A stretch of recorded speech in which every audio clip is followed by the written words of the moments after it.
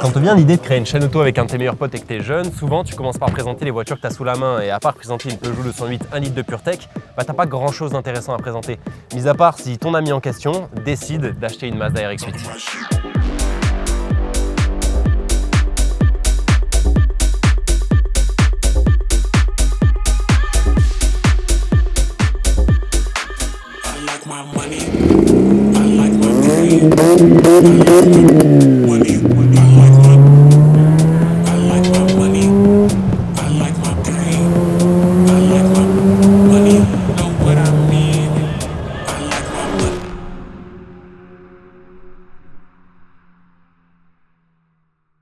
Bon, on dit que ça fonctionne plutôt bien. La réalité, c'est que tu vas commencer par fermer ta fenêtre Le Bon Coin et attendre qu'on t'explique 2-3 trucs sur la voiture avant d'en acheter une. Comme vous l'avez vu aujourd'hui, on va vous présenter et bien sûr essayer la fameuse Mazda RX-8. Si vous y connaissez rien à l'auto, vous devez vous dire que bon, ok, c'est un design stylé, c'est un coupé sport quoi. Alors que si tu t'y connais, mon salaud, tu dois te régaler en voyant ça. La Mazda RX-8, c'est une voiture qu'on peut adorer comme détester, notamment à cause de son moteur rotatif qui en fait tout son charme et son plus gros défaut. Et pour mieux comprendre qu'est-ce que le moteur rotatif, On va devoir remonter quelques années en arrière.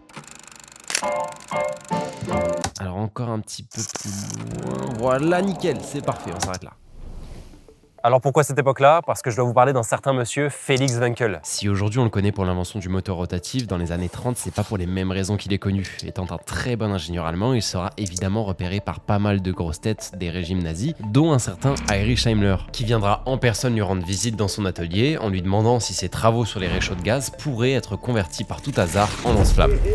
Et aujourd'hui, le lance-flamme, il est là-dedans. Exactement. C'est en 1940 que grâce aux relations qu'il aura pu développer grâce à son talent, que Wankel obtiendra le grade d'Oberstturmbannführer dans la SS. Et ça va permettre à ses recherches d'être financées par la Luftwaffe. Il va travailler sur des compresseurs, des vannes rotatives et des joints d'étanchéité pour améliorer les performances des moteurs d'avions de chasse allemands. Et oui, je vous rappelle, on est en pleine guerre, les enjeux c'est pas les mêmes. Et à l'époque, il tourne autour de son idée sans vraiment qu'en la tenir. Les problèmes qu'il résout à cette époque, c'est la rotation, l'étanchéité et la géométrie des chambres. Qui sont exactement les mêmes problèmes que l'on retrouve encore aujourd'hui dans ce moteur. Malheureusement pour lui, la fin de la guerre signera l'arrêt complet de ses recherches. Ce sera que 9 ans après la fin de la guerre, en 1954, qu'il signera un contrat avec NSU Motorwerke. Et cette fois-ci, il a tout ce qu'il faut pour aller jusqu'au bout de son idée. Un moteur sans piston, sans bielle, sans mouvement alternatif et sans aucun point mort. Un moteur qui tourne dans tous les sens du terme. À l'époque, tout le monde dans l'industrie automobile travaille sur le moteur à piston. C'est la norme, et c'est d'ailleurs des moteurs Renault qui a équipé certains de nos tanks français pendant la Seconde Guerre mondiale, et des moteurs Rolls-Royce qui a équipé l'aviation britannique. Rendez-vous compte, c'est ce qu'on connaît, c'est ce qui marche. Remettre ça en question, c'est pratiquement de l'hérésie, mais pour autant, Wankel s'en fout. Son principe est simple à comprendre mais difficile à maîtriser. Remplacer les pistons par un rotor triangulaire qui tourne à l'intérieur d'une chambre en forme d'épitrochoïde. C'est un mot qui fait peur, mais qui désigne juste cette courbe mathématiquement parfaite et précise qui permet au moteur de frôler les parois sans jamais les percuter. Ce rotor effectue donc 3 cycles simultanément: admission, compression, combustion et échappement.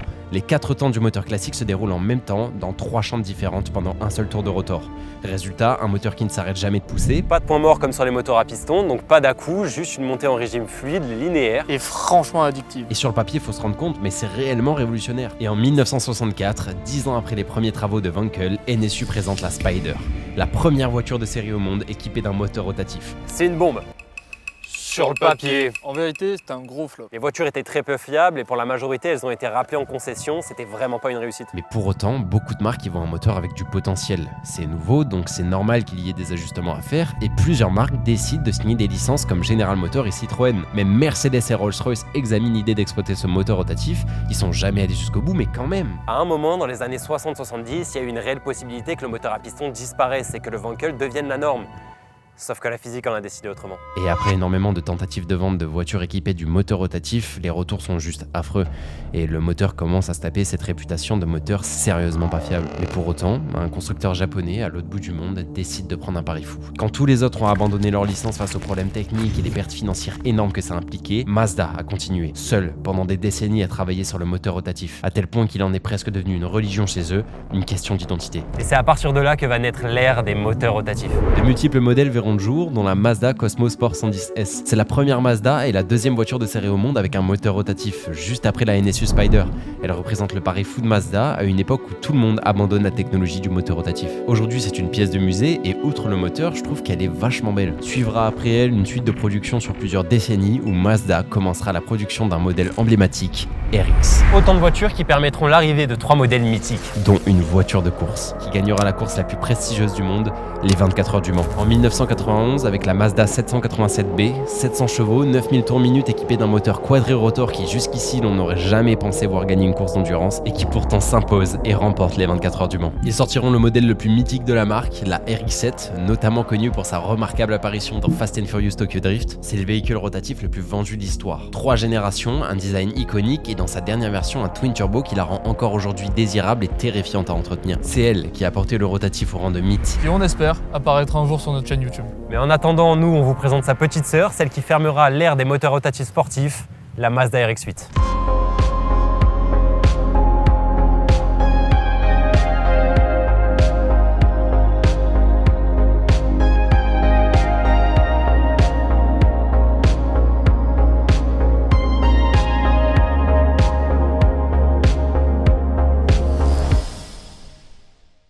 Bon, maintenant que vous a présenté la voiture, qu'on vous a raconté l'histoire, que c'est bien sympa et qu'on a une voiture, une RX-8 quand même à disposition, merci Thomas de nous ramener ça.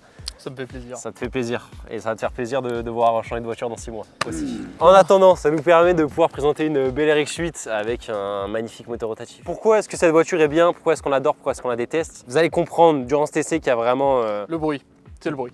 le bruit, certainement en priorité. Cette voiture, c'est avant tout de la passion, de l'entretien. Puis de l'entretien, pas oublier l'entretien. Et L'entretien aussi. le plein, beaucoup de plein. Et ça siphonne. Hein, et encore du plein. T'as mentionné le fait qu'il faut le changer tous les 100 000 km ou ça on en parle après?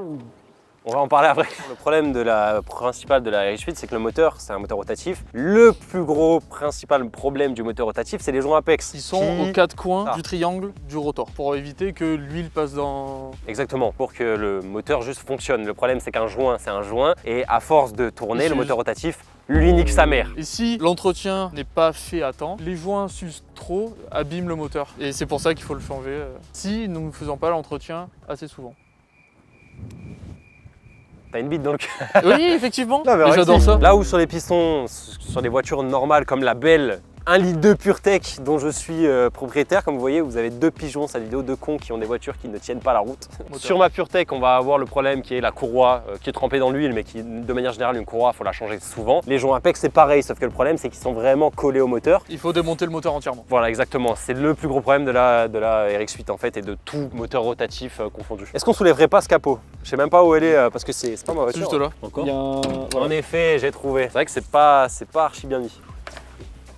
Ah, ce beau moteur Renesys, parce que oui, le moteur rotatif de chez Mazda ne s'appelle pas le moteur Wankel qui est de Monsieur Félix Wankel. Renesys. Le moteur Renesys, c'était le nouveau. La RX-7 ne s'appelait pas Renesys, mais je sais pas pourquoi celui-là, ils l'ont appelé Renesys. Sûrement du fait qu'il n'y a pas le double turbo qu'on va retrouver dans la RX-7, qui en faisait sa beauté, en fait, qui fait que la RX-7, c'est la RX-7, c'est ce qu'elle est. Et malheureusement, elle n'a pas 2 turbos, en revanche, elle a 2 rotors bien fonctionnels, et qui s'appelle le Renesys. Comme on peut bien le voir, le moteur est vraiment minuscule. Ça rentre dans un sac à dos, en fait, Voilà. si on veut.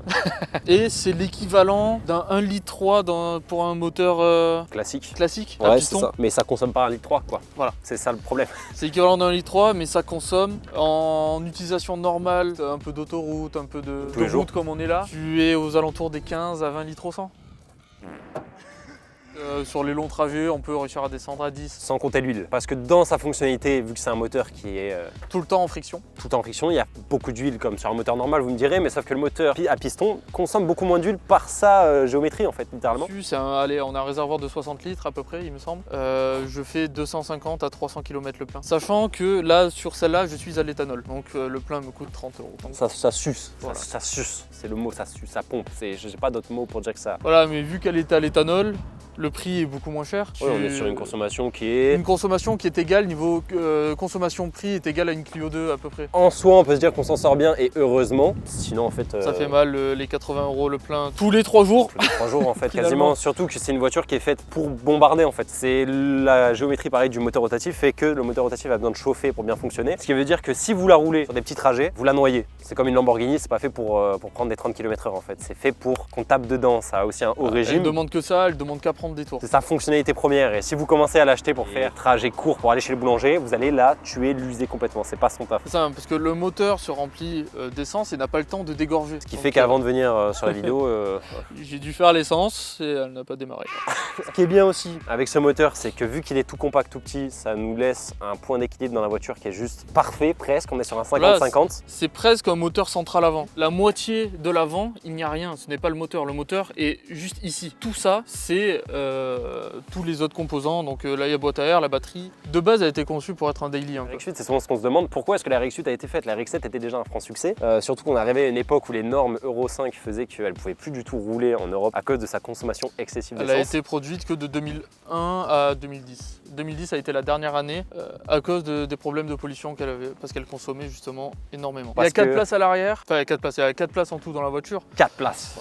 C'est... Voilà, il y a 2 places à l'avant et tu mets 2 enfants derrière. 4 belles places. On peut, je pense, fermer le cher petit capot. Ce serait mieux d'éviter de repartir sans.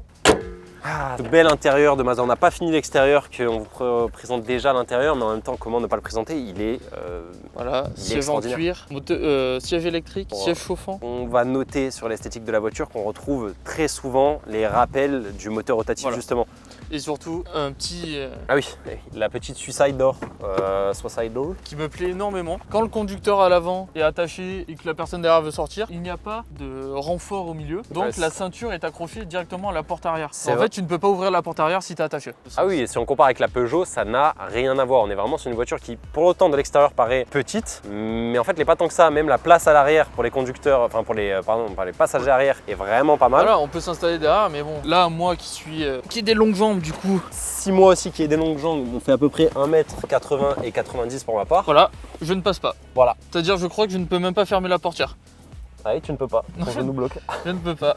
Donc on est vraiment dans une situation où c'est bien, c'est familial quand tu as peut-être tes gosses à l'arrière, mais en réalité c'est plus une voiture qui aurait pu se contenter d'avoir 2 places comme on peut le retrouver sur des R8. Malheureusement, ou la RX-7 exactement. Ils ont voulu bénéficier de ça pour se dire que c'était plus familial, enfin pas bénéficier pardon, ils ont voulu utiliser le fait d'avoir 4 places pour vraiment la vendre. Voilà, pour que ce soit un coupé sportif mais accessible à tous. Et ce qui n'était pas vraiment le cas de la RX-7, vu que la RX-7 c'est vraiment une voiture de passionné. Tu peux vraiment pas sortir en fait. Non, je pouvais pas, je peux me lever.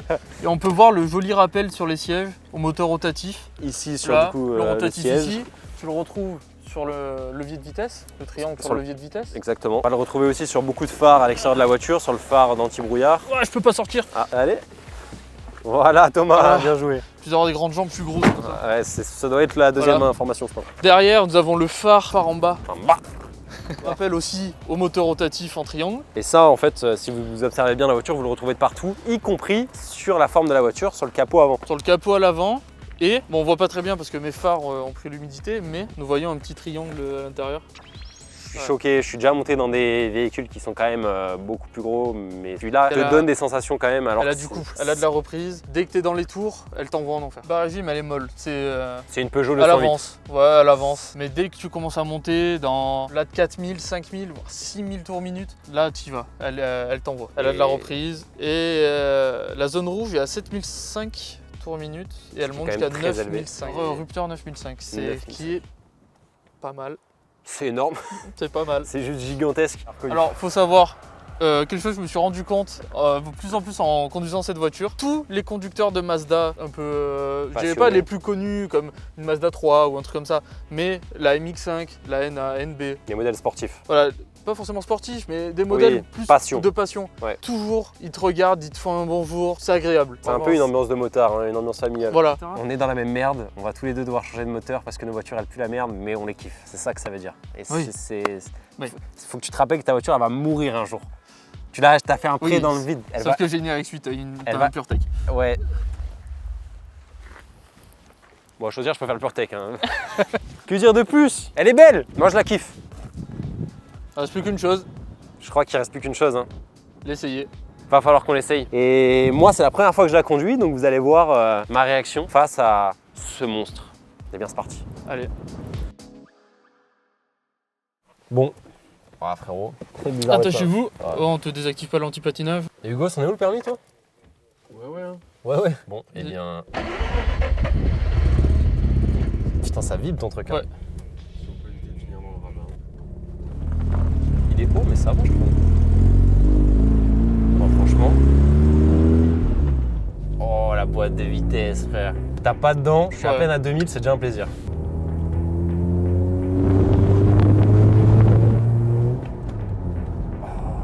Je te jure, c'est la première fois que je suis passager.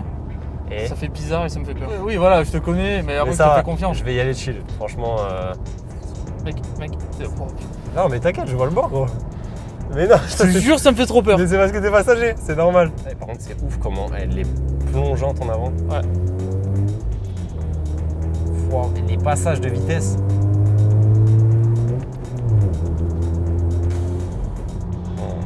En gros, l'expérience de fou que c'est de conduire ça. Mais je comprends que tu kiffes et tous les détenteurs en fait de RX8 ou de RX7.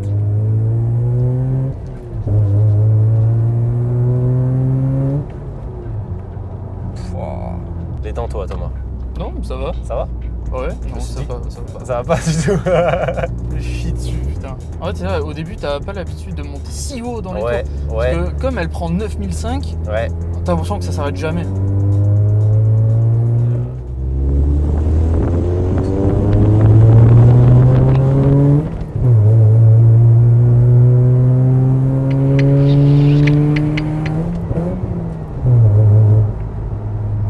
Putain, les oiseaux ils doivent bander, hein, ces bâtards. Et encore, j'ai rien fait là. Ouais, mais t'es pas monté au-dessus de 5000.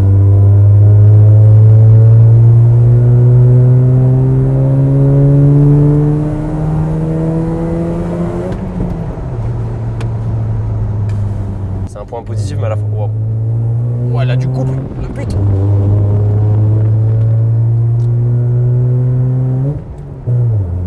T'enlèves pas assez vite ton pied de l'accélérateur. En fait, dès que tu débrayes, Ouais. c'est vouf. Ouais, bah tu l'entends. Oh, elle est incroyable. Franchement, on n'est pas des expérimentés non plus. Hein. Faut pas commencer à. Bah, en fait, c'est qu'on sort tous les deux. Juste avant, on avait une Clio 2. Et là, c'est notre première voiture. Vraie voiture. Là, vraiment, enfin, après, on a accès parce qu'on a 20 ans, tu vois. C'est À ça. 20 ans, t'as déjà une Mazda RX8. Putain, c'est cool. C'est ça. Moi, je passe d'une Clio 2, puis après, je conduis la voiture de ma mère qui est un Scénic. Elles vont pas lâcher du regard, les 4 là. Bon, mais c'est vrai que de l'extérieur, tu l'entends beaucoup plus que de l'intérieur. Oui. Que Vas-y, on sous ouvre la les fenêtre. fenêtres. Oh mec!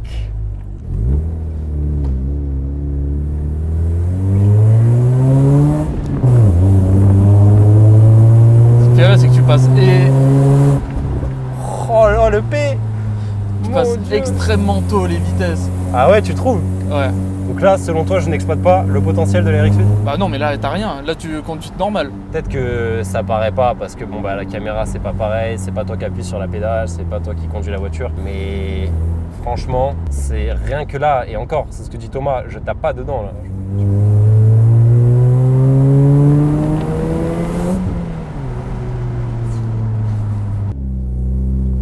Tu sais, c'est addictif, hein. Mais gros c'est trop addictif.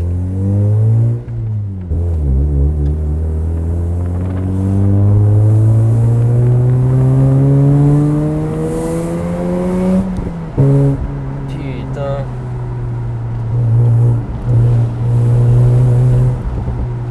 Oh. Oh, mais pour un rien elle pète. Ça va Thomas? Non. Ce qui est Oh, drôle, il kiffe le mec devant, t'as vu ou pas? Il était comme ça, il disait. En même temps, moi aussi, je kiffe son berlingot. ce qui est drôle, c'est que Thomas.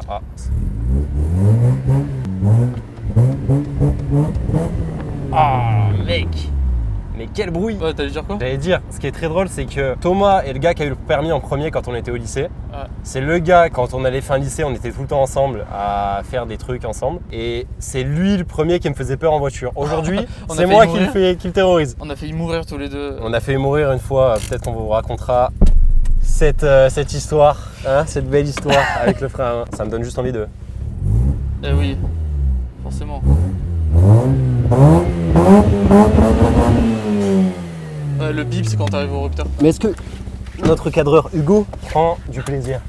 C'est ça la question. On est bien en faisant des bons plans. En faisant des bons plans, bah magnifique. Maintenant, nous allons être satellisés. C'est sa voiture. 380, on n'est pas à la moitié de l'accélération. On n'est pas à la moitié d'accélération. C'est mieux.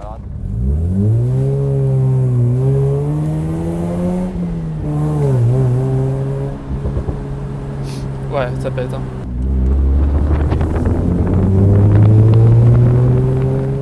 En fait, le truc, c'est que tu me la laisses. Sur circuit, ça doit être une mule. Ah, faut essayer. Vraiment, un jour, faut qu'on y aille. On vous fera une vidéo. Le jour où on ira sur le circuit essayer du coup cette beauté. Je pense pas que c'est le truc le plus performant à amener sur un circuit parce que Non. c'est quand même très lourd, 1 tonne 3. Certes, bien équilibré. Mais je pense que c'est rigolo. Faut C'est y aller. amusant, c'est ça. Tu t'amuses, tu prends un bon temps, mais tu feras pas de bon temps. T'auras pas de bon chrono. Elle est belle cette voiture. Ouais, c'est super. un moteur tout aussi fiable que Nickel, moi. nickel.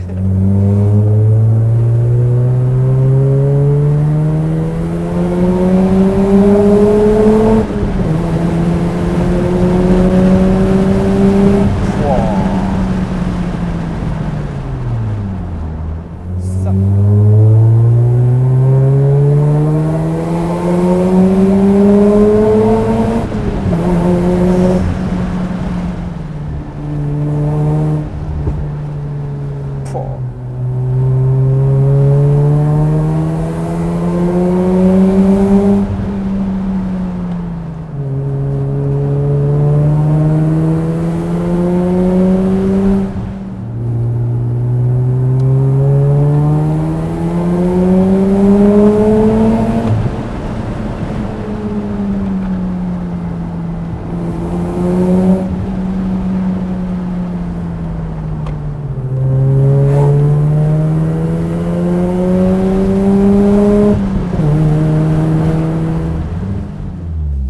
Sachant que j'y vois rien dans les rétros.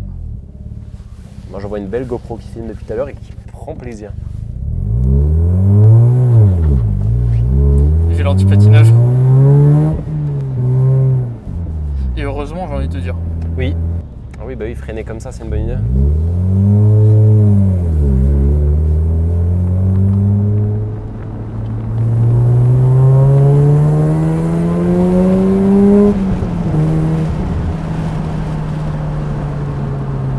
Putain.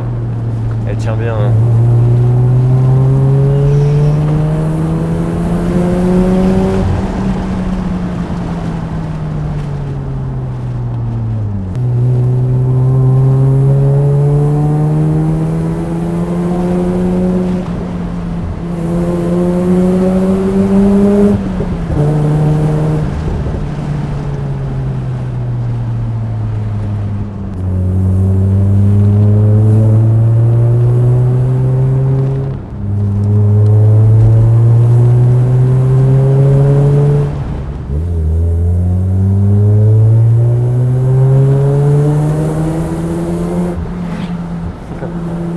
Ça nous gêne juste.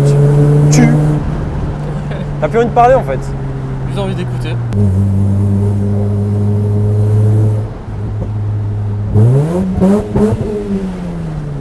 Hugo s'est chié dessus. Ça va? Virage là-bas, ouais. Je suis arrivé un peu vite. Je ne peux que souhaiter aux gens d'acheter une bonne RX8. C'est une loterie. C'est soit t'arrives à avoir un moteur, t'as pas forcément de problème avec, ou sinon. Bah, dans T'as tous des les cas, problèmes. voilà, Dans il y a- tous les cas, tu parce que- dois bien l'entretenir. tu dois l'entretenir, tu dois changer les joints d'Apex, il y aura un démontage à Voilà. faire. Maintenant, bon, c'est cool. Bah, Ah putain, c'est incroyable. On va finir cette vidéo de la bonne des manières qu'il faut. je viens de fermer les portes. Ah ouais. Bah après je peux sortir par là.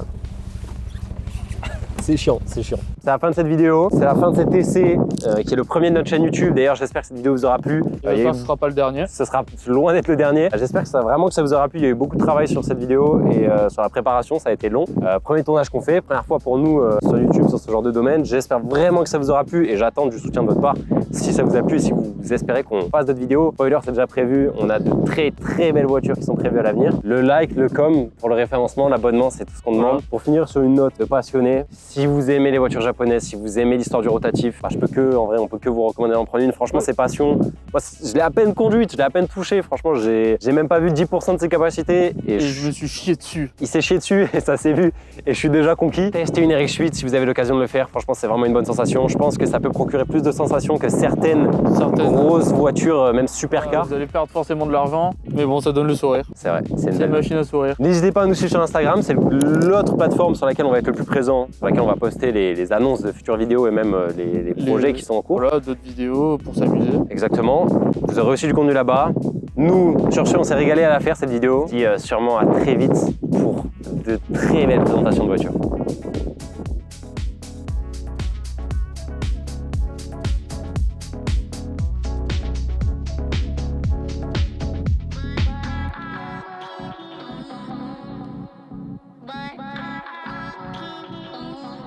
ça finisse.